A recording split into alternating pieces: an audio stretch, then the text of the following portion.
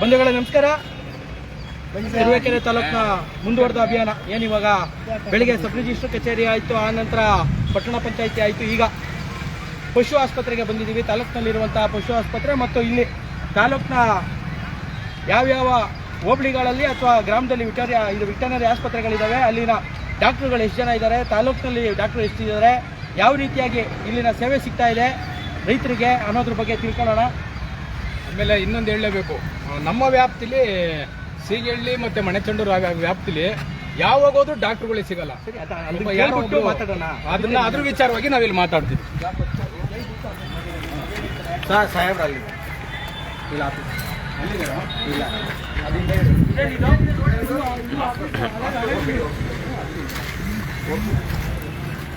ಇದೇನೆ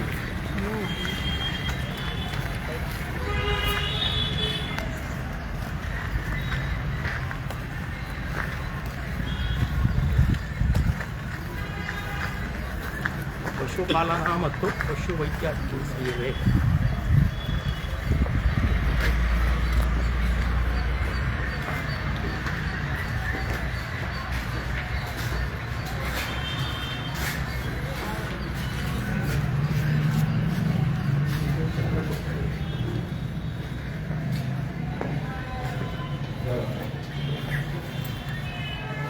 ನೋಡಿ, ಖಾಲಿ ಇದೆ ಸೀಟ್, ಇದ್ದಾರ ಒಳಗಡೆ ಹೋಗಿ ನೋಡಿ. ಇಲ್ಲ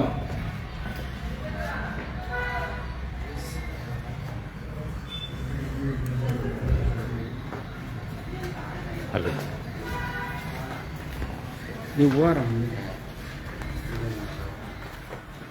ನಮಸ್ಕಾರ. ಡಾಕ್ಟ್ರು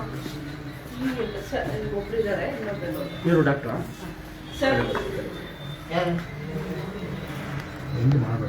ನಮಸ್ಕಾರ.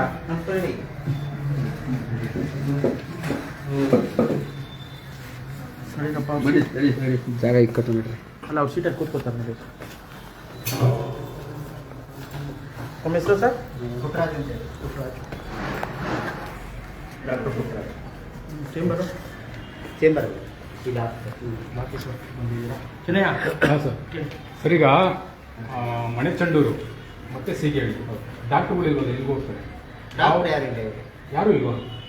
ತಾಲೂಕಿನಲ್ಲಿ ಎಷ್ಟು ಇದೆ ಸರ್ ಆಸ್ಪತ್ರೆಗಳು? 22. 22ರಲ್ಲಿ ಎಷ್ಟು ಜನ ಡಾಕ್ಟರ್ಗಳಿದ್ದಾರೆ ಈಗ? ಎಷ್ಟು ಜನ? 88.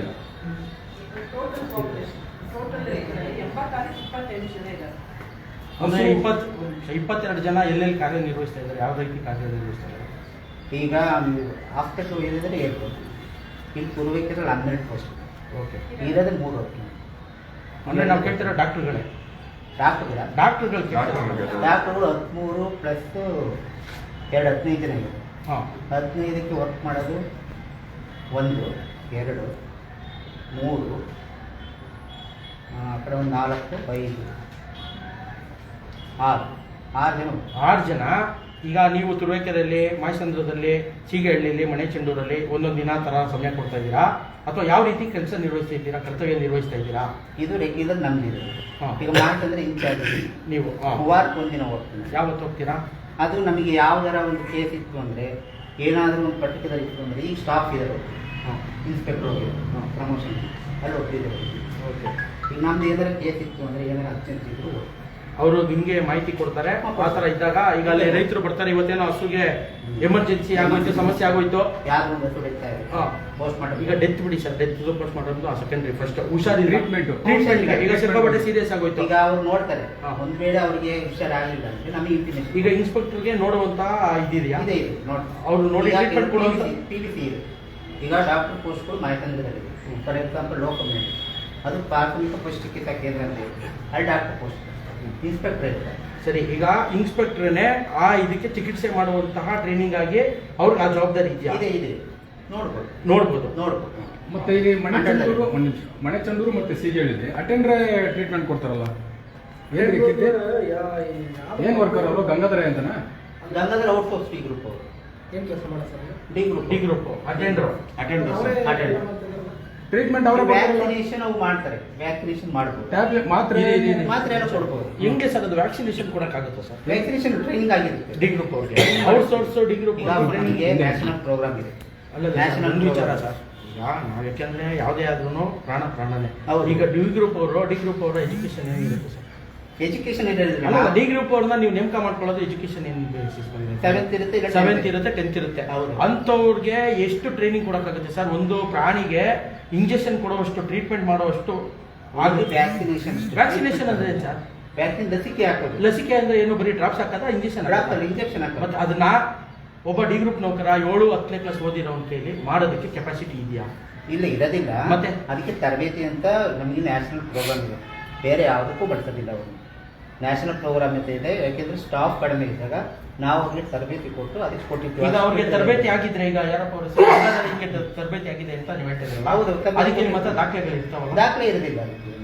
ನಾವು ತರಬೇತಿ ಟ್ರೈನಿಂಗ್ಗೆ ಸರ್ಟಿಫಿಕೇಟ್ ಕೊಡಲ್ಲ ಸರ್? ಸರ್ಟಿಫಿಕೇಟ್ ಕೊಡ್ತೀರಲ್ಲ. ಈಗ ಈ ತರದ್ದು ಗ್ರೂಪ್ ಡಿ ನೌಕರರು ಎಷ್ಟು ಜನ ಇದ್ದಾರೆ ಸರ್ ಇಲ್ಲಿ ತಾಲೂಕಿನಲ್ಲಿ? ಡಿ ಗ್ರೂಪ್ ಈಗ ರೆಗ್ಯುಲರ್ ಇರೋದು ತುಂಬಾ ಕಡಿಮೆ ಇದೆ. ಸರಿ, ಔಟ್ಸೋರ್ಸ್ ಎಷ್ಟು ಜನ ಇದ್ದಾರೆ ಸರ್? ಅದು ನಮ್ಮ ಆ ಊರಿಗೆ ಗೊತ್ತಿರ್ತದೆ ಕರೆಕ್ಟ್. ಈಗ ಅವ್ರು ಎಲ್ಲೋದ್ರು ಸರ್? ಅವ್ರಿಗೆ ಟಿಪಿ ತಗೊಳ್ಳೋದು. ಟಿಪಿ ತಾಲೂಕ್ ಪಂಚಾಯತ್. ಏನಕ್ಕೆ? ತಾಲೂಕ್ ಪಂಚಾಯತ್ ಏನೋ ಫೈಲ್ ತಗೊಂಡು ಮೂವ್ಮೆಂಟ್ ರಿಜಿಸ್ಟರ್ ಇದೆ ಸರ್? ಅಲ್ಲಿ ಜಸ್ಟ್ ಹೋದ್ರಿ. ಅಲ್ಲ, ಮೂವ್ಮೆಂಟ್ ರಿಜಿಸ್ಟ್ರೇಷನ್ ಅಲ್ಲ, ಜಸ್ಟ್ ಇದೆ. ಬಟ್ ಬೇಕಾದ್ರೆ ಫೋನ್ ಮಾಡ್ತೀನಿ, ಈಗ ಫೋನ್ ಮಾಡಿ ಕರೆಸಿ. ಹಾ, ಕರ್ಸಿ. ಯಾಕೆಂದ್ರೆ ಇದು ಗಂಭೀರವಾದಂತ ಪ್ರಕರಣಗಳಿವು. ಯಾಕೆಂದ್ರೆ ಒಬ್ಬ ಗ್ರೂಪ್ ಡಿ ನೌಕರನಿಗೆ 7-10 ಓದಿರೋಂಥವ್ರಿಗೆ ಆಮೇಲೆ ನಾವೇನು ಅವ್ರಿಗೆ ಅವಮಾನ ಮಾಡ್ಬೇಕು ಅಂತಲ್ಲ. ಈಗ ಅವರು ಅಂತವ್ರಿಗೆ ನೀವು ಟ್ರೈನಿಂಗ್ ಮಾಡಿಸಿ ಅವರು ಟ್ರೀಟ್ಮೆಂಟ್ ಕೊಡ್ತಾರೆ, ವ್ಯಾಕ್ಸಿನೇಷನ್ ಮಾಡ್ತಾರೆ. ಅಂದ್ರೆ ಈಗ ಬರೀ ನೀವು ವ್ಯಾಕ್ಸಿನೇಷನ್ ಅಂತ ಹೇಳ್ತಾ ಇದ್ದೀರಾ. ಈಗ ಇವ್ರು ಹೇಳ್ತಾ ಇರೋಂಥದ್ದು ಮಾತ್ರೆಗಳು ಕೊಡ್ತಾರೆ, ಅದಕ್ಕೇನಿದೆ ನೋಡ್ಬಿಟ್ಟು ಕಾಯಿಲೆ ಇದೆಯಾ ಇನ್ನೊಂದಿದೆಯಾ ಅನ್ನೋದಕ್ಕೆ ಟ್ರೀಟ್ಮೆಂಟೇ ಮಾಡ್ತಾರೆ ಅಂತ ಹೇಳ್ತಾ ಇದ್ದಾರೆ. ಟ್ರೀಟ್ಮೆಂಟ್ ಕೊಡ್ತಾರೆ ಸರ್, ಮಾಡ್ತಿದ್ದಾರೆ. ಅಲ್ಲಿ ಲೋಕಲ್ ಅಲ್ಲಿ ನಮಗೆ ಫೋನ್ ಮಾಡ್ತಾರೆ, ಡಾಕ್ಟರ್ ಇಲ್ಲ ಸರ್ ಇಲ್ಲಿ ನೋಡಿ, ಇವರೇ ಟ್ರೀಟ್ಮೆಂಟ್ ಕೊಡ್ತಿದ್ದಾರೆ. ನಾಳೆ ಏನಾದ್ರು ನಮ್ಮ ಹಸು, ಎಮ್ಮೆ, ಕುರಿ ಏನಾದ್ರು ಮೇಕೆಗಳಿಗೆ ಏನಾದ್ರು ಪ್ರಾಣಿಗೆ ಏನಾದ್ರು ಹಾನಿ ಆದ್ರೆ ಯಾರು ಜವಾಬ್ದಾರಿ ಅಂತ ನಮ್ಗಳು ಕೇಳ್ತಿದ್ದಾರೆ. ಇದು ಒಂದೊಂದ್ಸಲ ಹೆಂಗ್ ಕಾಣಿಸುತ್ತೆ ಅಂದ್ರೆ ನೀವು ಹೇಳ್ತಾ ಇರೋದು ನಿಮ್ಗೂ ಅವ್ರಿಗೆ ಏನ್ ವ್ಯತ್ಯಾಸ? ಈಗ ನೀವು ಇಷ್ಟೆಲ್ಲ ಓದ್ಕೊಂಡ್ ಬಂದು ಕೆಲಸ ಮಾಡ್ತಾ ಇದ್ದೀರಾ. ಈಗ ಇವ್ರಿಗೆ ಟ್ರೈನಿಂಗ್ ಕೊಟ್ಟು ಸರಿ, ಈಗ ಅವ್ರಿಗೆ ಟ್ರೈನಿಂಗ್ ಕೊಟ್ಟಿದ್ದೀರಾ ಅನ್ನೋದಕ್ಕೆ ದಾಖಲೆ ಕೇಳಿದ್ರೆ ನಮ್ಮ ಹತ್ರ ಏನು ಇಲ್ಲ ಅಂತ ಇದ್ದೀರಾ. ನೀವು ಮಾಡೋ ಕೆಲಸ ಅವ್ರು ಮಾಡ್ತಿದ್ದಾರೆ. ನಾವು ಹೇಳಿದ್ರೆ ಸರಿಯಾಗೋದಿಲ್ಲ.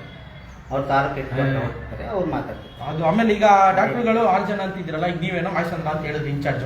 ಆ ರೀತಿಯಾಗಿ ಈ ಮಿಗ್ದವ್ರದ್ದು ಸ್ವಲ್ಪ ಮಾಹಿತಿ ಬೇಕಲ್ಲ, ಅದು ಅವ್ರಿಗೆ ಕೊಡ್ತಾರ? ಅಲ್ಲ, ಮಾಹಿತಿ ಅಂದ್ರೆ ಇನ್ಚಾರ್ಜ್ ಇದ್ದೀನಿ, ಒಡಮಠ ಇನ್ಚಾರ್ಜ್ ಇದ್ದೀನಿ, ಅದು ನಂದು. ನೀವು ಅದು ಅಲ್ಲಿಗೆ ಹೋಗ್ತೀರಾ?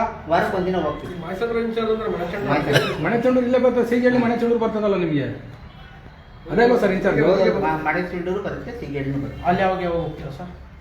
ಅಲ್ಲಿಗೆ ಏನಾದ್ರೂ ಇದ್ರೆ ಹೋಗ್ತೀವಿ. ಈಗ ಹೇಳೋದೇ ಈಗ ಇವರೇ ಹೇಳ್ತಾ ಇದ್ದಾರಲ್ಲ, ಈಗ ಗ್ರೂಪ್ ಡಿ ನೌಕರರ ಎಲ್ಲ ಟ್ರೀಟ್ಮೆಂಟ್ ಕೊಟ್ಮೇಲೆ ನಿಮ್ಗೇನ್ ಬರುತ್ತೆ? ಆತರ ಇಲ್ಲ. ನೀವ್ ಯಾವ ರೀತಿ ಹೇಳ್ತಾ ಇದೀರಿ ಅಂದ್ರೆ, ಡಾಕ್ಟರ್ಗೂ ಒಬ್ಬ ಡಿ ಗ್ರೂಪ್ ನೌಕರ್ಗೂ ವ್ಯತ್ಯಾಸನೇ ಇಲ್ಲ. ನೀವು ಮಾಡೋ ಕೆಲಸ ಅವ್ನು ಮಾಡ್ತಾನೆ ಅಂದ್ರೆ ಮತ್ತೆ ಮಾಡ್ತಿದಾರಲ್ಲ. ಈಗ ಇಲ್ಲಿ ಇನ್ನೊಂದಾಗುತ್ತೆ ಚೆನ್ನಯ್ಯ, ನಾವು 2 ರೀತಿ ಯೋಚನೆ ಮಾಡ್ಬೇಕು. ಈಗ ಗ್ರೂಪ್ ಡಿ ನೌಕರರ ಮೇಲೆ ಹೇಳ್ತಾ ಇದೀವಿ, ಇವ್ರಿಗೆ ದೂರು ಅಂತ ಪರಿಗಣಿಸ್ತಾರೆ. ಈಗ ನಾವೇನ್ ಮಾಡ್ತಾ ಇದೀವಿ, ಇವ್ರು ಅವ್ರಿಗೆ ಗೈಡ್ಲೈನ್ಸ್ ಇರುತ್ತೆ, ಇವ್ರು ಹೇಳಿರ್ತಾರೆ, ಅವನೇ ಕೊಡಕ್ ಬರಲ್ಲ. ಈಗ ಇವರು ಹೋಗಕ್ಕಾಗಲ್ಲ, ಮಾಡಕ್ಕಾಗಲ್ಲ. ಇದೆ ಈ ವ್ಯವಸ್ಥೆನೆ. ಈಗ ನಿಮ್ಮ ಹೆಸರು ಹೇಳಿದ್ರೆ ಪುಟ್ಟರಾಜ್ ಅವ್ರ ಕೈಲಿ ಮನೆ ಚಂಡೂರ್ಗೆ ಹೋಗಕ್ಕಾಗಲ್ಲ, ಮೈಸಂದ್ರಕ್ಕೆ ಹೋಗಕ್ಕಾಗಲ್ಲ, ಸೀಗೇಳಿಗೆ ಹೋಗಕ್ಕಾಗಲ್ಲ. ಅವ್ನು ಫೋನ್ ಮಾಡ್ತಾನೆ, ಗಂಗಾಧರಯ್ಯ ಅಣ್ಣ ಯಾವ್ದು ಸರ್ ಒಂದು ಇದು ಬಂದಿದೆ, ಕುರಿ ಬಂದಿದೆ, ಅದಕ್ಕೆ ಈ ತರ ಕಾಯಿಲೆ ಇದೆ, ಏನ್ ಮಾಡ್ಲಿ ಅಂತ. ಇವರು ಇಲ್ಲಿಂದ ಹೇಳ್ತಾರೆ, ಈ ತರ ವ್ಯಾಕ್ಸಿನೇಷನ್ ಕೊಡು, ಈ ರೀತಿ ಟ್ರೀಟ್ಮೆಂಟ್ ಕೊಡು ಅಂತ. ಈಗ ನಾವು ಇಲ್ಲಿ ಲೈವ್ ಹೋಗ್ತಾ ಇದೆ, ಇನ್ನೊಂದು ಇವ್ರ ಮುಂದೆ ಮಾತಾಡ್ತಾ ಇದೀವಿ. ಈಗ ಏನ್ ಮಾಡ್ತಾರೆ ಗೊತ್ತಾ, ಗಂಗಾಧರಯ್ಯ ತಪ್ಪಿತಸ್ಥ ಅಂತ ಮಾಡ್ತಾರೆ. ಈಗ ಅವ್ನಿಗಿರುವಂತ ಕೆಲಸನೂ ಕಿತ್ಕೊಳ್ಳುವಂತ ಕೆಲಸ ಆಗ್ಬಿಡ್ತಾವೆ ಇಲ್ಲಿ. ಅಲ್ಲಲ್ಲ ಸರ್, ಈಗ ನೀವೇ ಇನ್ಚಾರ್ಜ್ ಆದ್ಮೇಲೆ ನೋಡಿ, ನೀವು ಅದನ್ನ ಸ್ಪಷ್ಟವಾಗಿ ನಮ್ಗೆ ಹೇಳಿಲ್ಲ. ಡಾಕ್ಟರ್ಗಳು ಯಾರೇ ಬಂದ್ರು ಅಲ್ಲಿ ದುಡ್ಡು ಇಸ್ಕೊಂಡೇನೆ ಟ್ರೀಟ್ಮೆಂಟ್ ಕೊಡೋದು. ಒಂದೊಂದೇ ಮುಗಿಸೋಣ. ಈಗ ಇದನ್ನ ಫಸ್ಟ್ ಮುಗಿಸ್ಕೊಳ್ಳೋಣ. ಯಾಕೆಂದ್ರೆ ಈಗ ಆ ಪ್ರಾಣಿಗಳಿಗೆ ಸರಿಯಾಗಿ ಟ್ರೀಟ್ಮೆಂಟ್ ಕೊಡ್ಲಿಲ್ಲ, ವ್ಯಾಕ್ಸಿನೇಷನ್ ಮಾಡ್ಲಿಲ್ಲ, ರಾಂಗ್ ವ್ಯಾಕ್ಸಿನೇಷನ್ ಆಯ್ತು, ರಾಂಗ್ ಟ್ರೀಟ್ಮೆಂಟ್ ಆಯ್ತು ಅಂದ್ರೆ ಈಗ ರೈತ ಲಕ್ಷಾಂತರ ರೂಪಾಯಿ ಬಂಡವಾಳ, ಅದಕ್ಕೆ ಕಮ್ಮಿ ಅಲ್ಲ, ಒಂದು ಹಸುಗೆ ಲಕ್ಷಾಂತರ ರೂಪಾಯಿ ಬಂಡವಾಳ. ಈಗ ಇವರು ಇವತ್ತು ಬರಕ್ಕಾಗಲ್ಲ, ಎಮರ್ಜೆನ್ಸಿ ಆಗುತ್ತೆ, ಇವ್ಗೆ ಹೇಳ್ಬಿಡ್ತಾರೆ ಸರ್ ಈ ತರ ಹಸು ಬಂದಿದೆ, ಈ ತರ ಜಲ್ ಸುರಿಸ್ತಾ ಇದೆ ಅಂತ. ಅದು ಯಾಕೆ ಜಲ್ ಸುರಿಸ್ತಾ ಇದೆ ಅಂತ ಅವ್ನಿಗೆ ಗೊತ್ತಿರಲ್ಲ. ಇವರು ಜಲ್ ಸುರಿಸಿದ್ರೆ ಏನೋ ಒಂದು ಕಾರಣ ಇವ್ರಿಗಿರುತ್ತೆ ಸರ್. ಇದೆಲ್ಲ ಆಗಿರುತ್ತೆ. ನೀವು ಏನೇ ಸಂದೇಶ ಕೊಟ್ರು ಈ ಕೆಲ್ಸಗಳು ಆಗಬಾರ್ದು. ಏನೇಳಿ ಅಲ್ವಾ? ಗ್ರೂಪ್ ಡಿ ನೌಕರ ಟ್ರೀಟ್ಮೆಂಟ್ ಕೊಡಬಾರ್ದು ಕೇಳಿ. ಮತ್ತೆ ನಾವು ಕೇಳಿದ್ರೆ ಎಲ್ಲ ಹೊರಗಡೆ ಹೋಗೋರೆ ಅಂತಾರೆ ಸರ್. ಇವ್ರು ಹಂಗೆ ಹೇಳಿರ್ತಾರೆ, ಇರಲ್ವಲ್ಲ, ಡಾಕ್ಟ್ರೇ ಇರಲ್ಲ, ಜನಕ್ಕೆ ಅದು ಗೊತ್ತಿಲ್ವಲ್ರಪ್ಪ. ಈಗ ನಾವು ಜನಕ್ಕೆ ಅದನ್ನ ತಿಳಿಸುವಂತ ಪ್ರಯತ್ನ, ನಾವು ರೈತರಿಗೆ ತಿಳಿಸುವಂತ ಪ್ರಯತ್ನ ಮಾಡ್ಬೇಕು. ಇವತ್ತು ನಮ್ಮ ಗ್ರಾಮಕ್ಕೆ ಈಗ ನೀವು ಮನೆ ಚಂಡೂರಲ್ಲೇನಪ್ಪ, ನೀವು ಪತ್ರ ಬರೆಯುವಂತ ಕೆಲಸ ಮಾಡ್ಬೇಕು, ಸರ್ಕಾರಕ್ಕೆ ಪತ್ರ ಬರೀಬೇಕು, ಇವ್ರಿಗೆ ಕೊಡ್ಬೇಕು ಇಲ್ಲಿ ಆಫೀಸ್ಗೆ, ಸ್ವಾಮಿ ನಮ್ಗೆ ಪರ್ಮನೆಂಟ್ ಡಾಕ್ಟರ್ ಬೇಕು. ಈಗ ಎಲ್ಲದಕ್ಕೂ ಔಟ್ಸೋರ್ಸ್ ಅಂತಾರೆ. ಈಗ ಇದಕ್ಕೂ ನಾವು ಒಂದು ಲೆಟರ್ ಬರೆಯೋಣ, ಔಟ್ಸೋರ್ಸ್ ಅಲ್ಲೇ ಕೊಡ್ಲಿ, ಸರ್ಕಾರಕ್ಕೆ ಯೋಗ್ಯತೆ ಇಲ್ಲ. ಕೆಲಸ ಕೊಡುವಂತ ಯೋಗ್ಯತೆ ಇಲ್ಲ. ಇವತ್ತು 3 ಲಕ್ಷ ಉದ್ಯೋಗಗಳು ಸರ್ಕಾರದಲ್ಲಿ ಖಾಲಿ ಇರುವಂತದ್ದು. ಸರ್ಕಾರಕ್ಕೆ ಆ ಯೋಗ್ಯತೆ ಇಲ್ಲ. ಯಾಕೆಂದ್ರೆ ನಾವು ಅಂತ ಸರ್ಕಾರಗಳನ್ನ ಆಯ್ಕೆ ಮಾಡ್ತಾ ಇದೀವಿ. ಈಗ ನಾವು ಅಟ್ಲೀಸ್ಟ್ ಕೊನೆ ಪಕ್ಷ ನಾವೇನ್ ಮಾಡ್ಬೋದು, ನಮ್ಗೆ ನಮ್ಮ ಊರಿಗೆ ನಮ್ಮ ಗ್ರಾಮದಲ್ಲಿ ಇರುವಂತಹ ಆಸ್ಪತ್ರೆಗೆ ಒಬ್ಬ ಔಟ್ಸೋರ್ಸ್ ಡಾಕ್ಟರ್ನಾದ್ರೂ ಕೊಡಿ ಅಂತ ಕೇಳಬೇಕು. ಇಲ್ಲ, ಇವ್ರೇನ್ ಹೇಳ್ತಾ ಇದಾರಲ್ಲ ಇನ್ಚಾರ್ಜ್ ಅಂತ, ಇವ್ರನ್ನ ನಾವು ಕಡ್ಡಾಯವಾಗಿ 2 ದಿನ ಬರ್ಲೇಬೇಕು, 1 ದಿನ ಬರ್ಲೇಬೇಕು ಅಂತ ಒತ್ತಾಯ ಮಾಡ್ಬೇಕು. ನಾವು ಇಂಥ ದಿನ ಬರ್ತೀವಿ ಒಂದು ಬೋರ್ಡ್ ಹಾಕ್ಬಿಟ್ರೆ ಜನ ಬರಲ್ಲ. ಅದನ್ನ ನಾವೇ ಮಾಡಿಸ್ಬೇಕು. ಈಗ ಕಚೇರಿ ಬರ್ಬೇಕು, ಕೆರವ್ ಹಾಕ್ಬೇಕು ಇವ್ರಿಗೆ. ಈಗ ನಾ ಮನೆ ಚಂಡೂರ್ಗೆ ನೀವು ಬುಧವಾರ ಬರ್ತಿರೋ ಗುರುವಾರ ಬರ್ತಿರೋ ಫಿಕ್ಸ್ ಆಗ್ಬೇಕು, ಈ ದಿನ ನೀವು ಬರ್ಬೇಕು. ಬಾಯಿಸೋದಕ್ಕೆ 1 ದಿನ ಬರ್ಬೇಕು. ಈ ರೀತಿ ಸಮಯ ಕೊಡ್ಬೇಕು ಸರ್ ನೀವು. ಈಗ ನೀವು ಯಾವತ್ತ ಎಮರ್ಜೆನ್ಸಿ ಅಂತ ಬರ್ತೀವಿ ಅಂದ್ರೆ ರೈತರಿಗೆ ಗೊತ್ತಾಗಲ್ಲ ಯಾವಾಗ ಎಮರ್ಜೆನ್ಸಿ ಏನು ಅಂತ. ಮಾಡೋದಲ್ಲ ಸರ್, ಇದು ತುಂಬಾ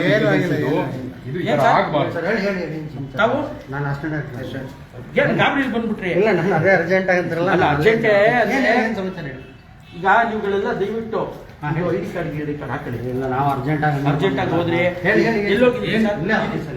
ಯಾವ ಆಫೀಸ್ಗೆ ಹೋಗಿದ್ದೀರಿ? TP office. ನಾಳೆ ಎಲ್ಲ ಮೀಟಿಂಗ್ ಕರೆದಿದ್ರು. ದಿಢೀರ್ ಅಂತ ಕರೆದ್ಬಿಡ್ತಾರ ಸರ್? ಬೆಳಗ್ಗೆ ಹಾಕಿದ್ರು ಮೆಸೇಜ್.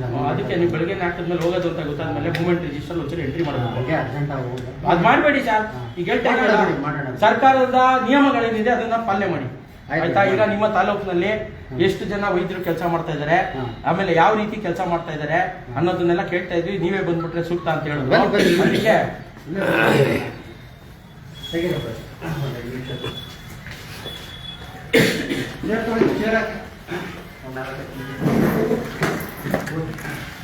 ತಮ್ಮ ಹೆಸರು? ಸಿದ್ದಪ್ಪ. ಒಟ್ಟು ಎಷ್ಟು ವೈದ್ಯರಿದ್ದಾರೆ ಸರ್ ಡಾಕ್ಟರ್ಗಳು? ನಮ್ಮಲ್ಲಿ ಸದ್ಯಕ್ಕೆ 7 ಜನ ಹೆಂಗೆ ಕಾರ್ಯನಿರ್ವಹಿಸ್ತಿದ್ದಾರೆ? ಅಲ್ಲಲ್ಲ, ಹೆಂಗೆ ಕಾರ್ಯನಿರ್ವಹಿಸ್ತಾ ಇದ್ದಾರೆ? ಚೆನ್ನಾಗಿ ಅಂದ್ರೆ ಚೆನ್ನಾಗಿ ಮಾಡ್ತಾ ಇದ್ದಾರೆ ಗೊತ್ತು. ಎಲ್ಲೆಲ್ಲಿ ಯಾವ ದಿನ ಹೋಗಿ ಕೆಲಸ ಮಾಡ್ತಾ ಇದ್ದಾರೆ? ಎಷ್ಟು ಆಸ್ಪತ್ರೆಗಳಿದ್ದಾವೆ? ಟೋಟಲ್ ನಮಗೆ 22 ಸಂಸ್ಥೆ ಇದಾವೆ. ಈಗ 22ರಲ್ಲಿ 10 ಪಶು ಆಸ್ಪತ್ರೆಗಳು, 10 ಏನಿದೆ ಪಶು ವೈದ್ಯ ಚಿಕಿತ್ಸೆಗಳು, PVCಗಳು, ಪ್ರಾಥಮಿಕ ಪಶು ಚಿಕಿತ್ಸಾ ಕೇಂದ್ರ ಅಂತಾರೆ. ಒಂದು ಮೊಬೈಲ್ ವೆಟರ್ನರಿ, ಒಂದು VHO. ಈಗ PVC ಅಂದ್ರೆ ಪ್ರಾಥಮಿಕ ಪಶು ಚಿಕಿತ್ಸಾ ಕೇಂದ್ರಕ್ಕೆ ಎಷ್ಟು ಜನ ಇದ್ದಾರೆ ಅಲ್ಲಿನ ವೈದ್ಯರು? ವೈದ್ಯರೆಲ್ಲ ಬರೋದಿಲ್ಲ, ಅಲ್ಲಿ ಇನ್ಸ್ಪೆಕ್ಟರ್ ಸರಿ. ಅದು ಹತ್ತಿದೆಯಾ? 10 ಇದಾವೆ. 10ರಲ್ಲಿ 5 ಜನ, 5 ಖಾಲಿ ಇದಾವೆ. 5 ಖಾಲಿ ಇದಾವೆ. ಈಗ 5 ಜನನ್ನ ಇದು ಮಾಡಿದ್ದೀರಾ? ಒಬ್ಬೊಬ್ಬರು ಒಂದೊಂದು ಅಟ್ಯಾಚ್ ಮಾಡಿದ್ದೀವಿ. ಅಟ್ಯಾಚ್ ಮಾಡಿ, ಫಾರ್ ಎಕ್ಸಾಂಪಲ್ ಈಗ ಕುಣ್ಕೆನಹಳ್ಳಿ ರೆಗ್ಯುಲರ್ ಇದ್ದಾರೆ, ಮಾಚೇನಹಳ್ಳಿ ಯಾರಿಲ್ಲ, ಮಾಚೇನಹಳ್ಳಿ ಅಟ್ಯಾಚ್ ಮಾಡಿದ್ವಿ. ಯಾಕಂದ್ರೆ ಅಲ್ಲಿಗೂ ಬರೀ 5 ಕಿಲೋಮೀಟರ್. ಸರಿ, ಈಗ ಆಯ್ತು. ಈಗ ಕುಮ್ಕಿನಲ್ಲಿಂದ ಮಾಚೇನಹಳ್ಳಿಗೆ ಎಷ್ಟು ದಿನಕ್ಕೆ ಒಂದ್ಸಲ ಹೋಗ್ತಾರೆ? ದಿನ ಹೋಗ್ತಾರೆ, ಡೈಲಿ ಹೋಗ್ತಾರೆ. ಡೈಲಿ ಹೆಂಗೆ ಹೋಗ್ತಾರೆ ಅಂದ್ರೆ ಅಲ್ಲಿ ಅಟೆಂಡ್ ಮಾಡ್ಕೊಂಡು ಈ ಕಡೆ ಯಾವ್ದಾದ್ರು ಸೀರಿಯಸ್ ಕೇಸ್ ಇದ್ರೆ ಈ ಕಡೆ ಅಟೆಂಡ್ ಮಾಡ್ಕೋಬೇಕು. ಡೈಲಿ ಹೋಗ್ತಾರೆ. ಅಂದ್ರೆ ಅಲ್ಲಿ ಏನಾದ್ರು ಸೀರಿಯಸ್ ಕೇಸಸ್ ಅಂತ ಫೋನ್ ಹಾಕಿ ಬಂದ್ರೆ ಕೊಟ್ಟವ್ರು 2 ಏರಿಯಾ ಮ್ಯಾನೇಜ್ ಮಾಡ್ಕೋಬೇಕು. ಯಾವ ರೀತಿ ಕಂಪ್ಲೇಂಟ್ ಆಗಿರೋದು. ಈಗ ವೈದ್ಯರು ಇರೋದೇನಿದೆ, ನಾವು ಇಬ್ಬರು ಇಲ್ಲಿದ್ದೀವಿ. ದೊಡ್ಡಘಟ್ಟಕ್ಕೆ ಒಬ್ಬರು ಇದ್ದಾರೆ, ಮಾವಿನಕೆರೆ ಒಬ್ಬರು, ಇದು ಮುಟ್ಟುಗಳಿಗೆ ಒಬ್ಬರು ಇದ್ದಾರೆ. ಮತ್ತು ಅದಕ್ಕೆ ಬಿಟ್ಟರೆ ಇದಕ್ಕೆ ಒಬ್ಬರು ಗುತ್ತಿಗೆ ಆದಾದ್ಮೇಲೆ ದಂಡಿಚೂರಕ್ಕೆ ಒಬ್ಬರು ಇದ್ದಾರೆ. ಸಂಪಿಗೆ ರೆಗ್ಯುಲರ್, ತಂಡಗ ರೆಗ್ಯುಲರ್. ಈಗ 6 ಜನದಲ್ಲಿ ಒಬ್ಬರು ಗುತ್ತಿಗೆನೂ ಇದ್ದಾರೆ. ಒಬ್ಬರು ಗುತ್ತಿಗೆ, 7ರಲ್ಲಿ ಒಬ್ಬರು ಗುತ್ತಿಗೆದಾರ. ಮತ್ತು ಬಾಣಸಂದ್ರದಲ್ಲಿ ಒಬ್ಬರು ರೆಗ್ಯುಲರ್ ಇದ್ದಾರೆ. ಅವ್ರಿಗೆ ಸ್ಪೈನಲ್ ಕಾರ್ಡ್ ಇಂಜುರಿ ಇರೋದ್ರಿಂದ ಅವ್ರಿಗೆ ಡೆಪ್ರೇಷನ್ ಮಾಡಿದ್ರು. ಎಲ್ಲಂದರೆ ಟೀಚಿಂಗ್ ಆಸ್ಪತ್ರೆ, ಎಲ್ಲರೂ ಟೀಚಿಂಗ್ ಸೆಂಟ್ರಿಗೆ ಅಲ್ಲೊಬ್ಬರು ಡೆಪ್ರೇಷನ್. ಈಗ ಆಗಲೇ ಲೆಕ್ಕಕ್ಕಿಲ್ಲ. ಈಗ 6 ಜನ. ಈಗ 6 ಜನದಲ್ಲಿ ಸೀಗಳ್ಳಿ ಮನೆ ಚಂಡೂರಲ್ಲಿ ಹೆಂಗಂದ್ರೆ ಸೀಗಳ್ಳಿ ಒಬ್ಬರು ರೆಗ್ಯುಲರ್ ಇದ್ದಾನೆ, ಯಾರು ವೀರೇಂದ್ರ ಅಂತ ಇದ್ದಾರೆ. ಮತ್ತೆ ಮನೆ ಚಂಡೂರು ಇನ್ಸ್ಪೆಕ್ಟರ್. ಸೀಗಳ್ಳಿಯಲ್ಲಿ ಇನ್ನೊಬ್ಬರು ಜಗದೀಶ್ ಅಂತ ಇದ್ದಾರೆ. ಅವ್ರು ಮೇನ್ ಇನ್ಸ್ಪೆಕ್ಟರ್. ಅವ್ರು ಎಲ್ಲಿಂದ ಅಂದ್ರೆ ಪುತ್ತೂರಿಂದ ಅಲ್ಲಿ ಡೆಪ್ರೇಷನ್ ಇರೋದು. ಸರ್, ನಾವು 50 ಸಲ ಫೋನ್ ಮಾಡಿದ್ರು ಫೋನ್ ಮಿಸ್ ಮಾಡಲ್ಲ. ಕಂಪ್ಲೇಂಟ್ಸ್ ಮಾಡಿದ್ರು. ಯಾಕೆ ಇಲ್ಲ, ಏನಪ್ಪ ಅಂದ್ರೆ ಸಮಸ್ಯೆ ನಮ್ಮಲ್ಲಿ ಜನ ಯಾರು ಇಲ್ಲ. ಅದು ಇನ್ನೊಂದು ಮನೆ ಚಂಡೂರಲ್ಲಿ ಯಾರು ಇಲ್ಲ. ಮಾಡ್ತಾನೆ. ಅಲ್ಲಿ ಇನ್ನೊಂದು ಪ್ರಾಬ್ಲಮ್ ಏನಿದೆ ಹೇಳ್ತೀನಿ. ಸೀಗಳ್ಳಿ ಆಸ್ಪತ್ರೆ ಕೂತ್ರೆ ಸಿಗ್ನಲ್ ಯಾವುದು ಸಿಗಲ್ಲ. ಆಸ್ಪತ್ರೆಯಲ್ಲಿ ಹೊರ ಬರಬೇಕು ಅಂತ ಫೋನ್ ಬರ್ತಾರೆ. ನಾವು ಅಲ್ಲಿಂದ ಸೀಗಳ್ಳಿಗೆ ಹೋಗಿ ಫೋನ್ ಮಾಡ್ತೀವಿ. ಹೇಳಿ, ಸೀಗಳ್ಳಿ ಫೋನ್ ಮಾಡಿದ್ರು ಫೋನ್ ಪಿಕ್ ಮಾಡಲ್ಲ. ಯಾವಾಗ ಹೋದ್ರು ಇರ್ರೆಗ್ಯುಲರ್. ಅಂದ್ರೆ ಮನೆ ಚಂದ್ರಲ್ಲೂ ಅದೇ ಪರಿಸ್ಥಿತಿ. ಮನೆ ಚಂದ್ರಲ್ಲಿ ಹೆಂಗಿದೆ ಹೇಳ್ತೀನಿ. ಅವನು ಬೇಸಿಕ್ ಹೆಂಗಿರೋದು ಒಳಗಟ್ಟದಿಲ್ಲ. ಅಲ್ಲಿ ಅವ್ನು 3 ದಿನ ವರ್ಕ್ ಮಾಡಬೇಕು, ಇಲ್ಲಿ 3 ದಿನ ವರ್ಕ್ ಮಾಡಬೇಕು. ಯಾಕೆ ಆ ಥರ ಮಾಡಿರೋದು ಹೇಳ್ತೀನಿ. ಅದಕ್ಕೊಟ್ಟು ದೂರ ಡಿಸ್ಟೆನ್ಸ್ ಜಾಸ್ತಿ ಇದೆ ಮನೆ ಚಂದ್ರ. ಮತ್ತೆ ಒಳಗಟ್ಟ ಏರಿಯಾ ದೊಡ್ಡದು.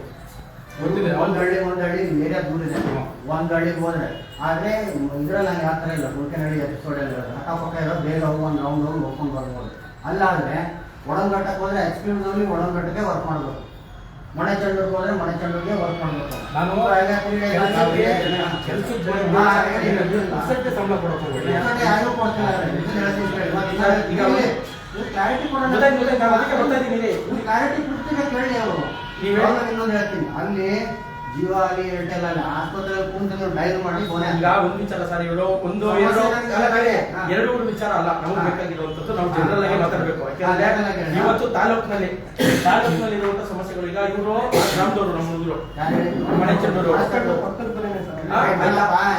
ಅಲ್ಲಲ್ಲ ಕೇಳಿ, ನಾವು ಕೇಳ್ತಾ ಇರೋದೇನಂದ್ರೆ ಇದಕ್ಕೆ ಒಂದು ಪರ್ಮನೆಂಟ್ ಸೊಲ್ಯೂಷನ್ ಏನಪ್ಪಾ ಅಂದ್ರೆ ಯಾರಾದ್ರೂ ರೆಕ್ರೂಟ್ ಆಗಿ ಬರ್ಬೇಕು ಅಂದಾಗ ನೀವು ಸರ್ಕಾರಕ್ಕೆ ಬರೀಬೇಕು, ಆಯ್ತಾ? ಈಗ ಪರ್ಮನೆಂಟ್ ರೆಗ್ಯುಲರ್ ಸಿಗಲ್ಲ. ಅಟ್ಲೀಸ್ಟ್ ಈಗ ಒಂದು ಆಪ್ಷನ್ ನಿಮ್ಮ ಹತ್ರ ಇದೆ, ಏನು ಕಾಂಟ್ರಾಕ್ಟ್ ಬೇಸಿಸ್ ಮೇಲೆ ತಗೋಬಹುದು ಅಂತ. ಕಾಂಟ್ರಾಕ್ಟ್ ಬೇಸಿಸ್ ಅಲ್ಲಿ ಡಾಕ್ಟರ್ಸ್ ಗಳಿಗೆ ತಗೊಳ್ಳೋ ಕಷ್ಟೇ ಪ್ರಾವಿಷನ್ ಇರೋದು. ಅವರು ಡಾಕ್ಟರ್ಗಳೇ ತಗೊಳ್ಳಿ ಅಂತ ನಾವು ಹೇಳ್ತಿರೋದು. ಸರಿ, ನೀವು ನೇಮಕಾತಿ ಪ್ರಾಧಿಕಾರಕ್ಕೆ ನೀವು ಸಮಸ್ಯೆ ಇದೆ. ಯಾಕೆಂದ್ರೆ ಈಗ ಮನೆ ಚಂಡೂರಲ್ಲಿ ಏನಕ್ಕೆ ಹೇಳ್ತಾ ಕೇಳಿ, ನಮಗ್ ಬಂದಿರೋ ಒಂದು ಮಾಹಿತಿ ಒಂದೇ, ಮನೆ ಚಂಡೂರಲ್ಲಿ ಗ್ರೂಪ್ ಡಿ ನೌಕರ ವ್ಯಾಕ್ಸಿನೇಷನ್ ಕೊಡ್ತಾನೆ, ನಾವು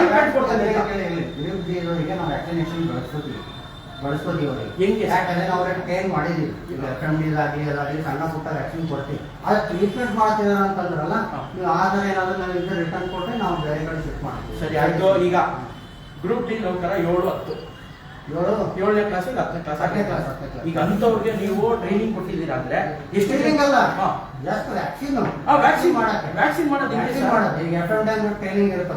ಎಫ್ ವ್ಯಾಕ್ಸಿನ್ ಇರುತ್ತೆ, ಹೋಗೋದು ಒಂದು ಇಂಜೆಕ್ಷನ್ ಹಾಕ್ತಾರೆ ಬರ್ತಾರೆ ಅಷ್ಟೇ. ಅದಕ್ಕೆ ಬಿಟ್ಟರೆ ಬೇರೆ ವ್ಯಾಕ್ಸಿನ್ ಹಾಕೋದು ಹಿಂಗೆ ಸರ್. ನಾವು ಅದಕ್ಕೆ ಮಾನಿಟರ್ ಇರ್ತೀವಿ, ಒಬ್ಬರೇ ಮಾಡೋದನ್ನ ಇರ್ತೀವಿ. ಹೋದ್ರೆ ನಾವು ಇರ್ತೀವಿ, ರೆಗ್ಯುಲರ್ ಅಂತೂ ಅಲ್ಲಿ ಅವ್ರು ಏನ್ ಮಾಡ್ತಾರೆ ನೀವು ಡಾಕ್ಟರ್ ಯಾರು ಬರ್ತಾರೆ ಅಂತ ಹೇಳ್ತಿದ್ದೀರಾ? ಡಾಕ್ಟರ್ ಇಲ್ಲ ಬರ್ತಾರಲ್ಲ ಇವರು ಪಕ್ಕದ ಮನೆ ಸರ್, ಬೇರೆ ಊರಲ್ಲ ಮನೆ ಚಂದ್ರದಲ್ಲಿ ಬರ್ತಾನೆ. ಈಗ ಸಮರ್ಥಿಸ್ಕೊಳ್ಳೋ ಕೆಲಸ ಬೇಡ. ನಾವ್ ಹೇಳ್ತಾ ಇದೀವಿ ಕೇಳಿ, ಯಾಕೆಂದ್ರೆ ರೈತರು ಇವತ್ತು ಸಿಕ್ಕಾಪಟ್ಟೆ ಕಷ್ಟದಿದ್ದಾರೆ. ಲಕ್ಷಾಂತರ ರೂಪಾಯಿ ಬಂಡವಾಳಗಳು ಹಾಕಿ ಕುರಿ ತರೋದು, ಹಸು ತರೋದು ಮಾಡ್ತಾ ಇದಾರೆ. ಮತ್ತೆ ಗೊತ್ತಿದ್ರು ಅವ್ರ ಕೈಲಿ ಯಾಕೆ ಕೈಲೋ ನೀವು ಮಾಡಿಸ್ತಾ ಇದೀವಿ ಅಂದ್ರೆ ಅದು ಎಷ್ಟು ಮಟ್ಟಿಗೆ ಸರಿ? ಕ್ಯಾಂಪ್ ಹಾಕೊಳ್ಳಿ. ಈಗ ಕ್ಯಾಂಪ್ ಅಲ್ಲ ಇವ್ರೆ, ರೆಗ್ಯುಲರ್ ಅಲ್ಲ. ಇದಕ್ಕೆ ಕ್ಯಾಂಪ್ ಏನಾಗುತ್ತೆ, ತಿಂಗಳಿಗೆ ಒಂದ್ಸರಿ ವಾರಕ್ಕೊಂದ್ಸರಿ ಆಗುತ್ತೆ. ಅಲ್ಲಿ ಬೇಕಾಗಿರೋದು ರೆಗ್ಯುಲರ್ ಸಮಸ್ಯೆಗೆ ಗುರುತ್ಯರ್ಥ ಆಗ್ಬೇಕಾದ್ರೆ ರೆಗ್ಯುಲರ್ ಹೋಗ್ಬೇಕು. ನಾನು ಅದು ಒತ್ತು ಕೊಡ್ತೀನಿ. ನಾವು ಅದ್ರ ಬಗ್ಗೆ ಬಂದ್ವಾ ಯಾರು ಫಾರ್ ಎಕ್ಸಾಂಪಲ್ ನಾನು ನಿಮ್ಗೆ ಹೇಳಿದೆ ನಾಗರಾಜಪ್ಪ 3 days ಅವ್ನು ಅಲ್ಲಿ ಇರ್ತಾನೆ, 3 days ಅವ್ನು ಇಲ್ಲಿ ಇರ್ತಾನೆ. ಎಲ್ಲಿ ಒಳಗಟ್ಟಕ್ಕೆ 3 ದಿವಸ ಮಳೆ ಚಂಡು. ಈಗ ನಾನೇನಾದ್ರು ಆಲ್ಟ್ರೇಷನ್ ಮಾಡ್ಬೋದು ಅಂದ್ರೆ ಜಗದೀಶ್ 3 ದಿನ ಇಲ್ಲಿ ಮಾಡ್ಬೋದು, ಅವ್ನಿಗೆ 3 ದಿನ ಅದು ಮಾಡ್ಬೋದು. ನೀವು ಹೇಳಿದ ಅರ್ಥ ಆಗ್ತದೆ. ನನ್ನ ಹತ್ರ ಇಲ್ಲ ಅಂದ್ರೆ ನಾನು ಏನ್ ಮಾಡಕ್ಕಾಗುತ್ತೆ? ಅದನ್ನೇ ಹೇಳ್ತಿರೋದು. ಇಲ್ಲ ನೆಟ್ಟಿಗಲ್ಲ, ನೀವು ಒಬ್ಬರ ಕಡೆ ನೆಟ್ಟ ಮಾಡಕ್ ಹೋದ್ರೆ ಇನ್ನೊಂದ್ ಕಡೆ ಕೆಡುತ್ತೆ. ಈಗ ಒಳಗಡದವ್ರು ನಾಳೆ ಗಲಾಟೆ ಮಾಡ್ತಾರೆ. ನಾವು ಕೇಳ್ತಾ ಇರೋದು ಗೊತ್ತಿಲ್ಲ. ಸೊ ಆಯ್ತಪ್ಪ, ಈಗ ನೀವು ಮನೆ ಚಂಡು ಕೇಳ್ಬೋದು, ನಾಳೆ ಒಳಗೆ ಮಾಡೋದೊಂದು ಬರ್ತಬಿಟ್ಟು ಬಂದು ಕೇಳ್ತಾರೆ. ನಮ್ಮ ಡಾಕ್ಟರ್ ಸರ್ ನಮಗೆ 3 ದಿನ ಹಾಕಿಲ್ಲ ಅಂತ ನಂಬಲ್ ದುಡ್ಡಿ ನಾವು ನಮಗೆ ಸಂಬಳ ಆಗುತ್ತೆ ಅಂತ ನಾನೇ ಉದಾರ ಕೊಟ್ಟು ಹೇಳಿದ್ದೀನಿ. ಈಗ ಅದಕ್ಕೇನೆ ನೀವು ಮಾಡಿ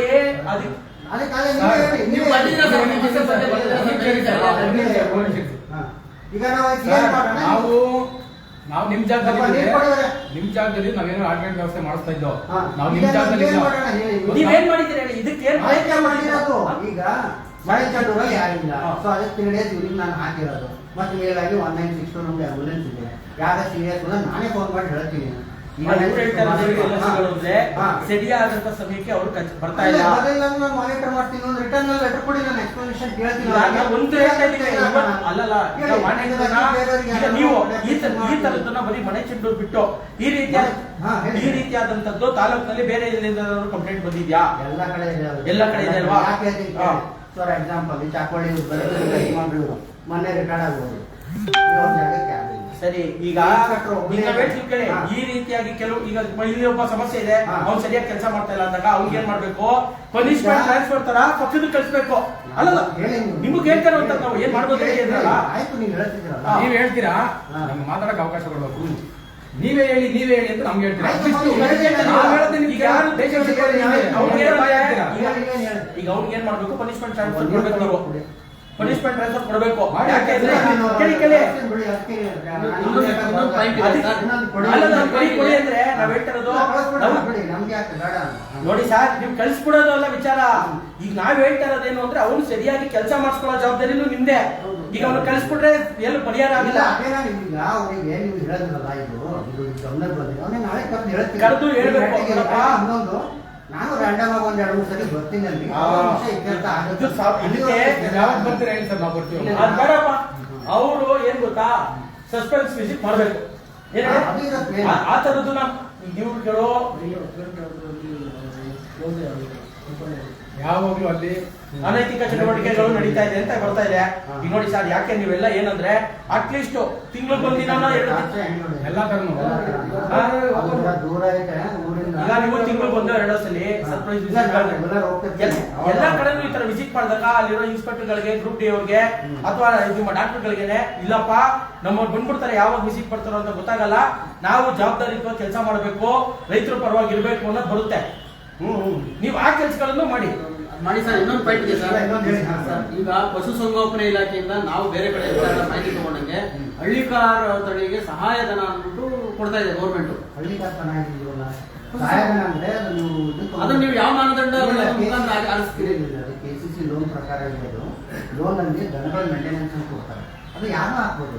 ಅದು ನೀವು ಇವಾಗ ಅದನ್ನು ಸೆಲೆಕ್ಟ್ ಯಾವ ಮಾನದಂಡ ಮಾಡ್ತೀವಿ? ಬ್ಯಾಂಕಿಗೆ ಕಳಿಸ್ತೀವಿ ನಾವು, ಬ್ಯಾಂಕ್ ಅವರು ನಿಮ್ಗೆ ಸಿವಿಲ್ ಸ್ಕೋರ್ ನೋಡ್ಬಿಟ್ಟು ಲೋನ್ ಕೊಡ್ತಾರೆ. ಅದು ನಮ್ದೇನಿಲ್ಲ, ಸಬ್ಸಿಡಿ ಅಲ್ಲ ಸಹಾಯಧನ ಮೇಂಟೆನೆನ್ಸ್. ಸರಿ ಆಯ್ತು ಸರ್. ಈಗ ನಿಮ್ಮ ಪಶುಸಂಗೋಪನಾ ಇಲಾಖೆಯಿಂದ ರೈತರಿಗೆ ಈ ತರದ ಯಾವ್ದಾದ್ರು ಸಹಾಯಧನ ಅಥವಾ ಏನಾದ್ರು ಈ ವರ್ಷ ಬಿಡಿ ಏನಿದೆ, ಏನೇನು ಇರುತ್ತೆ ಡಾಕ್ಟರ್ ಸ್ವಲ್ಪ ಅವ್ರನ್ನೇ ಕೇಳಿಸ್ಕೊಂಡು ಚಂದರ ಮಾಡಿ ಮಾಡಿ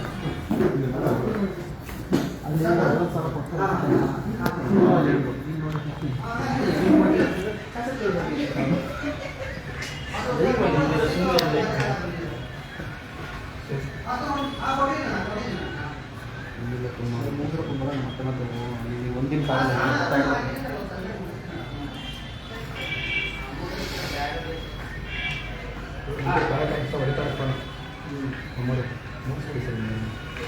ವಿದ್ಯಾರ್ಥಿ ಫಲದಲ್ಲಿ ಏನಿತ್ತು ಹಣ ಮುಂಚೆ ಇಲ್ಲಪ್ಪ.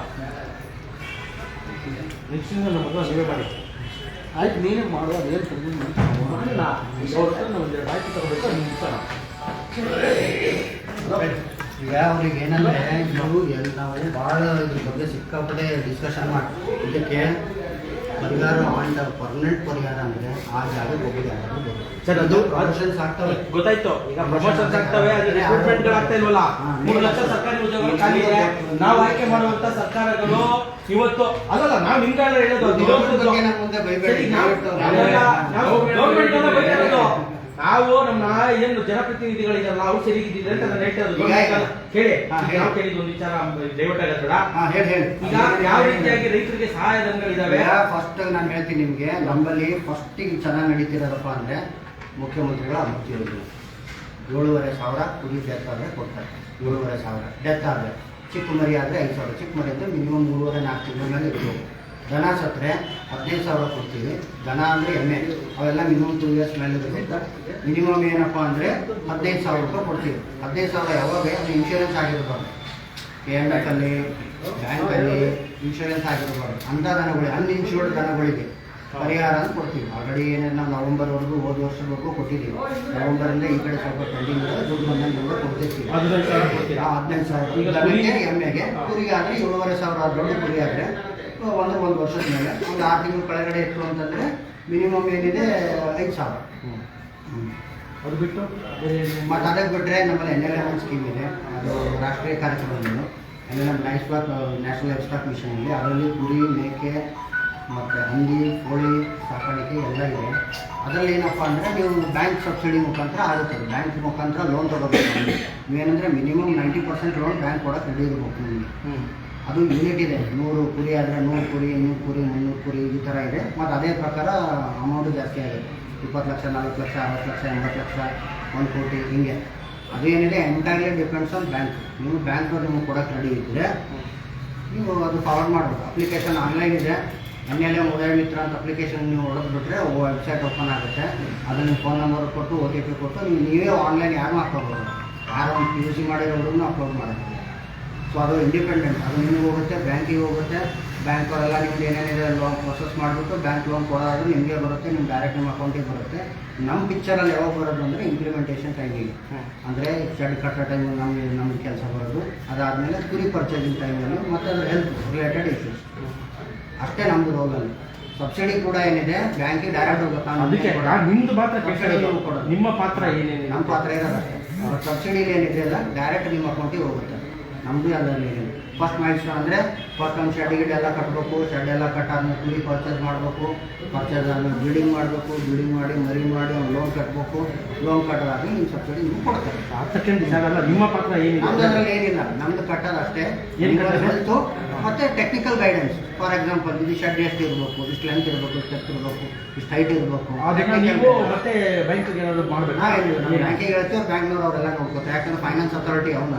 ಅದಕ್ಕೆ ನಾನು ಕೇಳ್ತಿರೋದು ಅದ್ರ ಹೊರಗಡೆ ಬಿಟ್ಬಿಡಿ. ಇಲ್ಲಿಂದ ಪಶುಸಂಗೋಪನಾ ಇಲಾಖೆಯಿಂದ ನಿಮ್ಮ ಕಡೆಯಿಂದ ಯಾವ ರೀತಿಯಾಗಿ ಸಹಾಯಧನಗಳು ರೈತರಿಗೆ ಇನ್ನೇನೇನು ಸಿಗುತ್ತೆ? ಅದು ಬಿಟ್ಬಿಡಿ, ಅದು ಸಂಬಂಧನೇ ಇಲ್ಲ. ಅದಾದ್ಮೇಲೆ SCPTSP ಇದೆ ಈ ವರ್ಷದ ಏನಿದೆ. SCPTSP SC ಮತ್ತು ST ಜನಾಂಗಗಳಿಗೆ 90% ಸಬ್ಸಿಡಿ ಸಹಾಯಧನದಲ್ಲಿ ಎಮ್ಮೆ ದನ ಕೊಡಿಸ್ತೀವಿ. ನೀವೇ ಕೊಡಿಸ್ತೀರಾ? ಅದು ನಾವು ಕೊಡಿಸ್ತೀವಿ. ಅದು ನಾವು ಕೊಡಿಸ್ತೀವಿ 90% ಸಹಾಯಧನ. ಅದಕ್ಕೆ ಶಾಸಕರೇನಿರ್ತಾರೆ ಆ ಸಮಿತಿಗೆ ಅಧ್ಯಕ್ಷರು ಇರ್ತಾರೆ. ಸಾಧ್ಯ ಈಗ ರೈತರು ಅದಕ್ಕೆ ಅಪ್ಲಿಕೇಶನ್ ಹಾಕಬೇಕಾ? ಹಾಕಬೇಕು. ಅದು ಆನ್ಲೈನ್ ಆಫ್ಲೈನ್? ಇಲ್ಲ, ಅದು ಆಫ್ಲೈನ್. ಯಾವಾಗಲೂ ಆಫ್ಲೈನ್. ಪ್ರತಿ ವರ್ಷ ಬರುತ್ತೆ, ನಾವೆಲ್ಲ ನೋಟಿಸ್ ಹಾಕ್ತೀವಿ. ಎಲ್ಲ ಹೆಂಗೆ ನೋಟಿಸ್ ಅದನ್ನ ಹೆಂಗೆ ಹಾಕ್ತೀರಾ? ನೋಟಿಸ್ ಎಲ್ಲ ಹಾಕಿ ಆಸ್ಪತ್ರೆಯಲ್ಲಿ ಹಾಕ್ಬಿಡ್ತೀವಿ. ಎಲ್ಲ ಆಸ್ಪತ್ರೆಗಳಲ್ಲೂ ನೋಟಿಸ್ ಮಾಡ್ತೀವಿ. ಯಾವಾಗ ಅದು ವರ್ಷದಲ್ಲಿ ಯಾವಾಗ ಅದು? ಇದರಲ್ಲಿ ಡಿಸೆಂಬರ್ ಜನವರಿಲಿ ಬರುತ್ತೆ. ಆದರೆ ಈ ವರ್ಷ ಇನ್ನೂ ಆರ್ಡರ್ ಬಂದಿಲ್ಲ. ಸರಿ, ಅದು ಬಂದ್ರೆ ಎಷ್ಟು ಏನಾದ್ರು ಸೀಮಿತ ಇದೆಯಾ? ಇಷ್ಟು ಜನ ಟಾರ್ಗೆಟ್ ಇರುತ್ತೆ. ಅದು ಒಂದು SC ಒಂದು 10-12 ಕರೆಕ್ಟ್ ಎಲ್ಲರ ಗುರಿ. ಅಂದ್ರೆ ಒಂದು ಗ್ರಾಮದಲ್ಲ, ಗ್ರಾಮದ ಪೂರ ತಾಲೂಕಿಗೆ 10-15 ಆ ಥರ ಆ ಇರುತ್ತೆ. ಥರ ನೀವು ಅದನ್ನ ಹಾಕಿರ್ತೀರಲ್ಲ, ಪೂರ್ತಿ ಮೆನ್ಷನ್ ಮಾಡಿರ್ತೀರ. ಅದನ್ನ ಸೆಲೆಕ್ಟ್ ಮಾಡೋದು ಅಧ್ಯಕ್ಷತೆ ಇದೆ, ಅವ್ರ ಅಧ್ಯಕ್ಷತೆ. ಒಂದು ಸಮಿತಿ ಇರುತ್ತೆ. ಆ ಸಮಿತಿ ಯಾರ್ಯಾರು ಬರ್ತಾರೆ? ಅಧ್ಯಕ್ಷರಿರ್ತಾರೆ ಮತ್ತು ಸರ್ಕಾರ ನಾಮನಿರ್ದೇಶನ ಮಾಡಿರುತ್ತೆ. ಅಂದ್ರೆ ನೀವುಗಳು? ನಾವಲ್ಲ, ಅವರು ರಾಜಕಾರಣಿಗಳು ಇರ್ತಾರೆ. ನಾನು ಸದಸ್ಯ ಕಾರ್ಯದರ್ಶಿ ಇರ್ತೇನೆ. ಅದೆಲ್ಲ ಬಿಟ್ಟು ಅದು ಜನಾಂಗದ ಮುಖಂಡರು ಆ ಥರ ಇರೋ ಒಂದು 4 ಜನ ಇರ್ತಾರೆ. ಆ ಸಮಿತಿ ಮುಖಾಂತರ ಎಲ್ಲ ಅಪ್ಲಿಕೇಶನ್ಸ್ ಇಷ್ಟು ಬಂದಿದೆ. ಹಾಸ್ಪಿಟಲ್ ಎಲ್ಲ ಹೆಂಗೆ ಆಗುತ್ತೆ ಅದು? ಅಪ್ಲಿಕೇಶನ್ಸ್ ಅವ್ರಿಗೆ ಕೊಡ್ತೀವಿ. ಅಪ್ಲಿಕೇಶನ್ಸ್ ನೋಡಿಬಿಟ್ಟು ಎಷ್ಟು ಟೋಟಲ್ ಏನು ಅಂತ ನೋಡಿ ಸೆಲೆಕ್ಷನ್ ಮಾಡ್ತೀವಿ. ಅದ್ರಲ್ಲಿ ನಿಮ್ಮ ಪಾತ್ರನೂ ಇರಲ್ಲ ಹೆಚ್ಚು? ಅಂದ್ರೆ ನಿಮ್ದೇನಿರಲ್ಲ, ಅವ್ರೇನು ಸೆಲೆಕ್ಟ್ ಮಾಡ್ತಾರೋ? ಅಧ್ಯಕ್ಷರು ಯಾರು ಇರ್ತಾರೆ ಸದಸ್ಯರು ಇದ್ದಾಗ ನಮ್ಮಲ್ಲಿ ನೀವು ಕಾರ್ಯದರ್ಶಿ ಬರೀ ಬರ್ಕೊಳ್ಳೋದಷ್ಟೇ. ಇಂತಿಂಥವ್ರದ್ದು ಅಧ್ಯಕ್ಷತೆಯಲ್ಲಿ ಕೊಟ್ಟರು, ಇಂತಿಂಥವ್ರು ಕೊಡಕ್ಕೆ ಹೇಳಿದ್ರೆ ನಾವು ಕೊಡ್ತೀವಿ ಅಂತ ಮಾಡ್ಕೊಳ್ಳೋದು. ಅದೇ ಆ ಥರ ಇರ್ತವೆ. ಅಧ್ಯಕ್ಷತೆಯಲ್ಲಿ ನಡೆಯುತ್ತವೆ. ಸರಿ, ಅದ್ರ ನೆಕ್ಸ್ಟ್ ಅದು ಬಿಟ್ಟು ಅದು ಬಿಟ್ಟರೆ ಪಶು ಬಗ್ಗೆ ಈ ವರ್ಷದ ಏನಿಲ್ಲ, ಸದ್ಯಕ್ಕಿಲ್ಲ. ಅದು ಬಿಟ್ಟರೆ ಈ ವರ್ಷದೇನೆ NLM ಅಂತೂ ನಡೀತಿದೆ, ಮಾಮೂಲಿಯಲ್ಲಿ ನಡೀತಿದೆ. ಮತ್ತು ಅದು ಬಿಟ್ಟರೆ ನಾವು ಮಾಮೂಲಿ ಕೊಡೋದೇನಪ್ಪ ಅಂದ್ರೆ ರೈತರಿಗೆ ಜೋಳ ಗಿಡ ಕೊಡ್ತೀವಿ. ಮಳೆ ಬಂದಾಗ ಮಳೆ ಬಂದು ಚೆನ್ನಾಗಿ ಮಳೆ ಈ ವರ್ಷನೂ ಬಂದಿತ್ತು. ಒಂದು 2 ಜೋಳ ಕೊಟ್ಟಿದ್ವಿ. ಸದ್ಯಕ್ಕೆ ಇಷ್ಟೊಂದು ಏನು ಕೊಟ್ಟಿದ್ದೀರಾ? ಜೋಳ ರೈತರಿಗೆ ಎಲ್ಲರಿಗೆ ಆಲ್ಮೋಸ್ಟ್ ನಾವು ಯಾರು ಬಂದಿರ್ತಾರೆ ತಗೋತಾರೆ. ಅಲ್ಲಿ ಆಸ್ಪತ್ರೆಗಳಲ್ಲ ಆ ಥರ ಯಾವಾಗ ಯಾವ ತಿಂಗಳಲ್ಲಿ ಮಾಡಿದ್ರಿ ಅದನ್ನು? 5 kg 10 kg ಚಿಕ್ಕ ಆ ಕಾರ್ಯಕ್ರಮ ಯಾವ ತಿಂಗಳಲ್ಲಿ ಆಗಿತ್ತು? ಅದು ಏಪ್ರಿಲ್ ಅದು ಮಾರ್ಚ್ ಮೊನ್ನೆ. ಹೆಂಗ್ ಗೊತ್ತಾಯ್ತು ಅದು ರೈತರಿಗೆ ಹೆಂಗ್ ತಿಳಿಸಿದ್ರೆ? ಅದನ್ನು ಅದೇ ಥರನಾ? ಯಾವ್ದು ಬೇಕಾದ್ರೆ ಬಂದು ತೊಗೊಂಡೋಗ್ತಾರೆ. ಹಿಂಗೆ ತೊಗೊಂಡೋಗೋದಕ್ಕೆ ಗೊತ್ತಾಗೋದು ಹಿಂಗೆ ರೈತರಿಗೆ? ಅದೇ ನೋಟಿಸ್ ಹಾಕ್ತೀವಿ, ಈ ದಿನ ಕೊಡ್ತಾರೆ ಅಂತ ನೋಟಿಸ್ ಹಾಕ್ತೀವಿ. ನೋಟಿಸ್ ಹಾಕಿದ್ದು ಈಗ ಏನಾಗ್ಬಿಡುತ್ತೆ ಅಂದ್ರೆ ಈ ವಿಚಾರದಲ್ಲಿ ಅಲ್ಲೂ ಹಾಕ್ತಾರೆ. ಆದ್ರೆ ಇವತ್ತು ಜನ ಆ ಆಸ್ಪತ್ರೆ ಡಾಕ್ಟ್ರೇ ಬರಲ್ಲ, ಇನ್ಸ್ಪೆಕ್ಟರ್ ಇರಲ್ಲ ಅಂದಾಗ ಆಸ್ಪತ್ರೆ ಕಡೆ ಹೋಗೋದೇ ಇಲ್ಲ. ಅದೇ ಆಗ್ತಿರೋದು. ಈಗ ಅದಕ್ಕೆ ಏನ್ ಮಾಡ್ಬೋದು? ಅದು ನೋಡಿ ಸರ್, ನೀವೆಲ್ಲ ಅದಕ್ಕೆ ನೀವೇನ್ ಮಾಡ್ಬೇಕು, ಅನೌನ್ಸ್ ಮಾಡ್ಬೇಕು. ಈಗ 4-5 ಗ್ರಾಮಕ್ಕೆ ಒಬ್ಬ ಇನ್ಸ್ಪೆಕ್ಟರ್ ಇದ್ದಾರ, ಅವ್ನು ಯಾರನ್ನಾದ್ರು ಕಳಿಸಿ ಅಟ್ಲೀಸ್ಟ್ ಒಂದು ಅನೌನ್ಸ್ಮೆಂಟ್ ಅನ್ನಾದ್ರು ಮಾಡಿಸ್ಬೋದಲ್ವಾ? ಅದನ್ನ ನೋಟ್ ಮಾಡ್ಕೊಳ್ಳಿ. ನೆಕ್ಸ್ಟ್ ಯಾಕೆಂದ್ರೆ ಇವಾಗ ಇದು ಮಾಡ್ತಾ ಇರೋದೇ ಜನರಿಗೋಸ್ಕರ. ಈಗ ಇದನ್ನ ಜನಕ್ಕೆ ಗೊತ್ತಾಗ್ದಲ್ಲ ಇದ್ರೆ ನೀವೇನು ಕಳಿಸ್ತಿದ್ರ 5 kg 10 kg ಒಬ್ರು ಕೊಡು ಅಂತ. 5 kg ಈಗ ಕೊಡ್ತಾರೆ, ಅವ್ರು ಕರೆದು ಬೇಕಾದವರು ಕೊಡ್ತಾರೆ, ಬೇಡದವರು ಬಿಡ್ತಾರೆ. ಹಿಂಗೆ ಇದು ಆ ತರ ಕಾರ್ಯಕ್ರಮಗಳನ್ನ ರೂಪಿಸ್ಕೊಳ್ಳಿ. ಆಮೇಲೆ ಇನ್ನೊಂದು ಮಾಹಿತಿ, ನೀವು ಹೇಳ್ತಾ ಇರೋದು ಎಲ್ಲಾ ಕಡೆ ಯಾರು ವ್ಯಾಕ್ಸಿನೇಷನ್ಗಳಾಗ್ಲಿ ಇನ್ನೊಂದಾಗ್ಲಿ ಲಂಚ ಇಲ್ದಲೆ ಅವರು ದುಡ್ಡು ಇಸ್ಕೊಂಡಲೆ ಕೆಲಸ ಮಾಡ್ತಾ ಇಲ್ಲ. ಉಚಿತನೇ, ಅದು ಚುಚ್ಚೋನ್ಗೆ ಇಸ್ಕೊಡು ಅಂತಂದ್ರೆ ಅಲ್ಲಲ್ಲ, ಅದು ಕೊಡೋದು ಬೇಡ ಸರ್. ಈಗ ನಾವು ಕೊಡ್ಬೇಕು ಮಾಡ್ಬೇಕು ಅಂತಲ್ಲ. ನೀವು ಅದಕ್ಕೆ ಕೇಳಿ, ಅದಕ್ಕೆ ನೀವು ಒಂದು ನೋಟಿಸ್ ಮಾಡಿ. ಎಲ್ಲ ನೋಟಿಸ್ ಅಲ್ಲ, ಅವ್ರಿಗೆ ಮಾಡ್ಬೇಕು. ನೋಡಿ, ಈ ತರ ನಮ್ಗೆ ದೂರ ಬಂದಿದೆ, ಯಾರು ಈ ರೀತಿಯ ಎಲ್ರಿಗೂ ಮಾಡಿಸಿ ಜನರಲ್ ಮಾಡಿಬಿಡಿ. ಮಾಹಿತಿ ಇದೆ, ನಮ್ಮ ಇದ್ರದ್ದು ಹೆಸರು ಹಾಳು ಮಾಡಬೇಡಿ ಒದಗ್ ಬಿಡು, ಅಂತ ಹೇಳಿ ಆಫೀಸ್ ಆರ್ಡರ್ ಮಾಡಿಬಿಟ್ಟು ಅದೊಂದು ಹೇಳ್ತಿರೋದು ಗ್ಯಾರಂಟಿ ಇದೆ. ಹೋದವ್ರಿಗೆ 200 400 ಕೊಡಲೇಬೇಕು. ಗೊತ್ತು ಅಪ್ಪ, ಅದಕ್ಕೆ ಈಗ ಇವರು ಆಫೀಸ್ ಆರ್ಡರ್ ಒಂದು ಮಾಡ್ಲಿ. ನೋಡಿ ಸರ್, ಆಫೀಸ್ ಆರ್ಡರ್ನ ಮಾಡಿದ ನಂತರ ನೀವು ಯಾರ್ಯಾರು ಕಳಿಸ್ತೀರಾ, ಈಗ ಹೆಂಗೆ ಹೇಳಿದ್ರಲ್ಲ ನೋಟಿಸ್ ಬೋರ್ಡ್ ಹಾಕ್ಬೇಕು ಅಂತ, ಇದನ್ನು ನೋಟಿಸ್ ಬೋರ್ಡ್ ಹಾಕ್ಸಿ. ಇದನ್ನೆಲ್ಲ ಯಾಕೊತ್ತಾ, ಇದೆಲ್ಲ ಸುಲಭವಾಗುವಂತ ಕೆಲಸ. ಅಟ್ಲೀಸ್ಟ್ ಓದುವಂತ ಹುಡುಗರು ಇದ್ರೆ, ನೋಡಪ್ಪ ಈ ತರ ಇದೆ, ಅವ್ರ ಅಪ್ಪ ಅಮ್ಮ ಹೋಗ್ತಾರಲ್ಲ, ಏನು ಕೊಡಂಗಿಲ್ಲ ಅಂತ ನೋಟಿಸ್ ಬೋರ್ಡ್ ಹಾಕಿದ್ದಾರೆ, ಅದನ್ನ ಮಾಡಿ ಅಂತ ಆಯ್ತಾ, ಅಂತದೆಲ್ಲ ಮಾಡಿ. ಯಾಕೆಂದ್ರೆ ಮುಂದೆ ನಾವಂತೂ ಪದೇ ಪದೇ ಬರ್ತಿರ್ತೀವಿ, ನಮ್ಮವ್ರು ಬರ್ತಾರೆ, ಈ ರೀತಿಯಾಗಿ ಸಮಸ್ಯೆಗಳಿದ್ದಂಗೆ ಮಾಡ್ಕೊಂಡು